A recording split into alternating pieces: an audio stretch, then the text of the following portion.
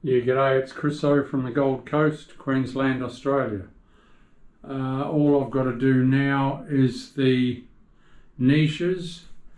That one, that big one there in the shower, I'll be doing tomorrow morning once the glue is dry, because I've just done that wall.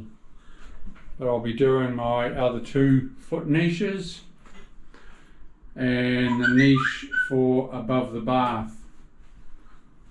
So it's a big beautiful bathroom, as you can see.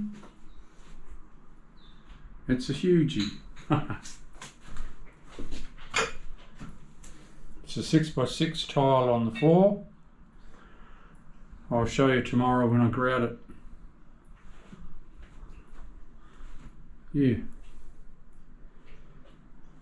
A little bit of space will be taken up by the time the vanity and that goes in, but it's going to be cool.